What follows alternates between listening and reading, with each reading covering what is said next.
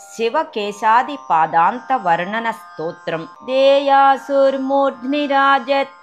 सरससुरसरित्पारपर्यन्तनिर्यत् प्रांशुस्तम्भाः पिशङ्गास्तुलितपरिणता रक्तशालीलतावः दुर्वारापत्तिगर्त श्रितनिखिलजनोत्तारणे रज्जुभूता घोरा घोर्वीरुहाली दहनशिखिशिखाः शर्मशार्वाः कपर्दाः कुर्वन्निर्वाणमार्ग प्रगमपरिलसद्दूष्य सोपानशङ्कां शक्रारीणां पुराणां त्रयविजयकृतस्पष्टरेखायमाणम् अव्याजदव्याजमुच्चैरविक हिमधराधित्यकान्तस्त्रिरुद्यः जाह्नव्याभं मृडानि कमितुरुडुपरु पाण्डुरं वस्त्रिपुण्ड्रम् क्रुध्यद्गौरीप्रसादानतिसमय पदाङ्गुष्ठसङ्क्रान्तलाक्षा बिन्दुस्पर्धिस्मरारेः स्फटिकमणिदृशन्मग्नमाणिक्यशोभं मूर्ध्युद्यद्दिव्यसिन्धोः पतितशफरिकाकारिवो मस्तकं स्तादस्तोकापत्तिकृत्यै हुतवः कणिका मोक्षरूक्षं सदाक्षि भूत्यै दृग्भूतयोः स्याद्यदहि महिमरुग्बिम्बयोः स्निग्धवर्णो दैत्यौघध्वंसशंसी स्फुट इव परिवेशावशेषो विभाति सर्गस्थित्यन्तवृत्तिर्मयि समुपगतेतीव निर्वृत्तगर्वं शर्वाणि भर्तुरुच्चैर्युगलमथ दधद्विभ्रमं तद्भ्रुवोर्वः युग्मे रुक्माब्जपिङ्गे ग्रह इव पिहिते द्राग्ययोः प्राग्दुहित्रा शैलस्य ध्वान्तनीलाम्बर रचितबृहत् कञ्चुको भूत् प्रपञ्चः ते त्रैनेत्रे पवित्रे त्रिदशवरघटामित्र जैत्रोग्रशस्त्रे नेत्रे नेत्रे भवेतां द्रुतमिह भवतामिन्द्रियास्वान्नियन्तुं चण्डीवक्त्रार्पणेच्छोस्तदनु भगवतः पाण्डुरुक् प्रोद्यत्कण्डूं विनेतुं वितनुत इव ये रत्नकोणैर्विघृष्टिं चण्डार्चिर्मण्डलाभे सततनतजनध्वान्तखण्डातिसौण्डे चाण्डीशेते श्रियेस्तामधिकमवनता खण्डले कुण्डले वः खट्वाङ्गोदग्रपाणेः स्फुटविकटपुटो वक्त्ररन्ध्रप्रवेश प्रेप्सूदं च फणोरुष्व सदति धवलाहीन्द्रशङ्कां दधानः युष्माकं कम्रवक्त्राम्बुरुह परिलसत्कर्णिकाकारशोभः शश्वत्राणाय भूयादलमति विमलोत्तुङ्गघोणः स घोणः हृद्यत्सद्धाय यो स्वां तनुमतिलसतोर्बिम्बतां लक्षयन्ती भर्त्रे स्पर्धाति निघ्ना मुहुरितरवधूशङ्कया शैलकन्या युष्मांस्तौ शश्वदुच्चैरबहुलदशमी शर्वरीसातिशुभ्रौ दद्यास्तां दिव्यसिन्धोः कमितुरवनमल्लोकपालौ कपोलौ यो भासा भात्युपान्तस्थित इव निभृतं कौस्तुभो द्रष्टुमिच्छन् सोत्थस्नेहान्नितान्तं गलगत गरलं पत्युरुच्चैः पशूनां प्रोद्यत्प्रेम्णायमार्द्रा पिबति गिरिसुता सम्पदः सातिरेका लोकाशोणीकृतान्ता यदधरमहसा सोधरो वो विधत्ताम् अत्यर्थं राजतेया वदनशशधरादुद्गलच्चारुवाणी पीयूषाम्भः प्रवाह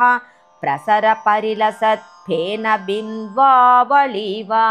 देयात् सादन्तपङ्क्तिश्चिरमिह दनुदायाद दौवारिकस्य दद्याद्दीप्तेन्दुकुन्दच्छविरमलतरप्रोन्नताग्रा मुदं वः न्यक्कुर्वन्नुर्वराभृन्निभघन समयोद्घुष्टमेघौघ घोषं स्फुजद्वाद्युत्थितोरुधन्वित ध्वनितमपि परब्रह्मभूतो गभीरः सुव्यक्तो व्यक्तमूर्तेः प्रकटितकरणः प्राणनाथस्य पत्याः प्रीत्या वः संविदध्यात् फलममलमलं जन्मनाथः सनादः भासा यस्य त्रिलोकी लसति परिलसत्फेन बिन्वर्णवान्तर्ह व्यामग्ने वाति गौरस्तुवित सुरसरिद्वारिपूरप्रसारः पीनात्मावन्तभाभिः भृशमहहकाराति भीमः सदेष्टां पुष्टां तुष्टिं कृषीष्ट स्फुटमिह भवतामट्टहासोष्टमूर्तेः सद्यो जाताख्यमास्यं यदि विमलमुदग्वर्ति यद्वामदेवं नाम्ना हेम्ना सदृक्षं जलदनिभमघोराह्वयं दक्षिणं यत् यद्बालार्कप्रभं तत्पुरुषनिगदितं पूर्वमीशानसंज्ञं यद्दिव्यं तानि शम्भोर्भवदभिलषितं पञ्चदद्युर्मुखानि आत्मप्रेम्णा भवान्या स्वयमिव रचिताः सादरं स्वां वनन्या मश्यातिस्रः सुनीलाञ्जन निभगलरेखाः समाभान्ति यस्याम् आकल्पानल्पभासा भृशरुचिरतरा कम्बुकल्पाम्बिकायाः पत्युः सात्यन्तमन्तर्विलसतु सततं मन्थरा कन्धरावः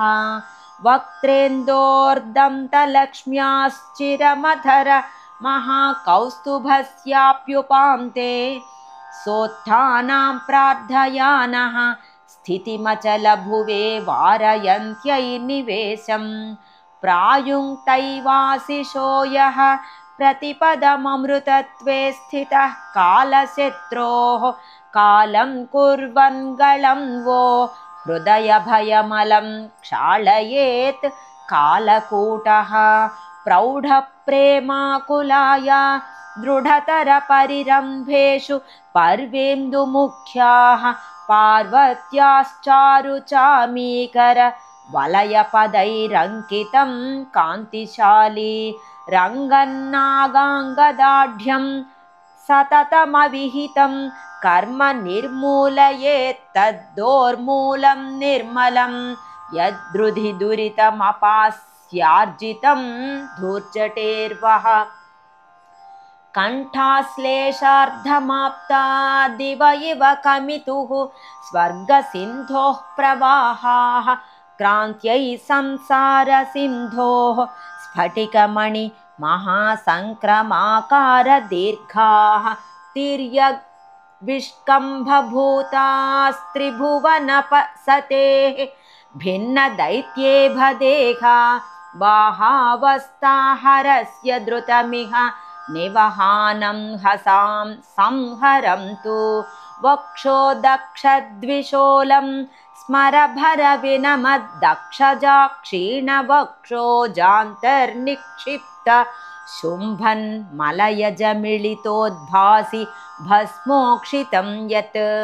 क्षिप्रं तद्रूक्षचक्षुः श्रुतिगणफणरत्नौघभाभीक्ष्णशोभं युष्माकं शश्वदेनः स्फटिकमणिशिलामण्डलाभं क्षिणोतु मुक्तामुक्ते विचित्राकुलवलिलहरि जालशालिन्यवाञ्छन् नाभ्यावर्ते विलोलद्भुजगवरयुते कालशत्रोर्विशाले युष्मच्चित्तत्रिधामा प्रतिनवरुचिरे मन्दिरे कान्तिलक्ष्म्या श्वेतां शीतां सुगौरे चिरतरमुदर क्षीरसिन्धौ सलीलं वैयाघ्री यत्र कृत्तिः स्फुरति हिमगिरेर्विस्तृतोपत्यकान्तः सान्द्रावस्याय मिश्रा परित इव वृता नीलजीमूतमाला आबद्धाहीन्द्रकाञ्ची गुणमतिपृथुलं शैलजाक्रीडभूमिः तद्वो निःश्रेयसे स्याज्जघनमतिघनं बालसीतां सुमौलेः पुष्टावष्टम्भभूतौ पृथुतरजघनस्यापि नित्यं त्रिलोक्याः सम्यग्वृत्ता सुरेन्द्र द्विरदवरकरोदारकान्तिं दधानौ सारावूरुपुरारेः प्रसभमरिघटाघस्मरौ भस्मशुभ्रौ भक्तैरत्यार्द्रचित्तैरधिकमवनतौ वाञ्छितं वो विधत्ताम् आनन्दायेन्दुकान्तोपलरचितसमुद्रायिते ये मुनीनां चित्तादर्शं निधातुं विदधति चरणे ताण्डवा कुञ्चनानि काञ्चीभोगीन्द्रमूर्ध्नां प्रतिमुहुरुपधानाय माने क्षणं ते कान्तेस्तामन्तकारेर्द्युतिविजितसुधा भानुनी जानुनीवः मञ्जीरीभूतभोगिप्रवरगणफणा मण्डलान्तर्नितान्त व्यादीर्घानर्घरत्नद्युतिकिसलयिते स्तूयमाने द्युसद्भिः बिभ्रत्यौ विभ्रमं वः स्फटिकमणिबृहद्दण्डवद्भासिते ये जङ्घे शङ्खेन्दुशुभ्रे भृशमिह भवतां मानसे शूलपाणेः अस्तोकस्तोभसस्तैरपचितिममलां भूरि भावोपहारैः कुर्वद्भिः सर्वदोच्चैः सततमभिवृतौ ब्रह्मविद्देवलाद्यैः सम्यक् सम्पूज्यमाना विहृदि सरसीवाणि संयुष्मदीये शर्वस्य क्रीडतां तौ प्रपदवर बृहत्कच्छपावच्छभासौ या स्वस्यैकां शपातादतिबहुल गलद्रक्तवक्त्रं प्रणुन्न प्राणं प्राक्रोशयन् प्राङ्निजमचलवरं चालयन्तं दशास्यं पादाङ्गुल्यो दिशन्तु द्रुतमयुगदृशः कल्मषप्लोषकल्याः कल्याणं फुल्लमाल्य प्रकरविलसिता वः प्रणद्धा हि वल्यः प्रह्वत्प्राचीनबर्हिः प्रमुखसुरवर प्रस्फुरन्मौलिसक्त ज्यायो रत्नोत्करोस्त्रैरविरतममला भूरि नीराजिताया प्रोदग्रोग्रा प्रदेयात्ततिरिवरुचिरा तारकाणां नितान्तं नीलग्रीवस्य पादाम्बुरुह विलसिता सा नखाली सुखं वः सत्याः सत्याननेन्दावपि सविधगते ये विकासं दधाते स्वान्ते स्वान्ते लभन्ते श्रियमिह सरसी वामराये दधानाः लोलं लोलम्बकानां कुलमिव सुधियां सेवते ये सदास्तां भूत्यै भूत्येन पाणेः विमलतररुचस्ते पदाम्भोरुहे वः येषां रागादिदोषाक्षतमतियतयो यान्ति मुक्तिं प्रसादात्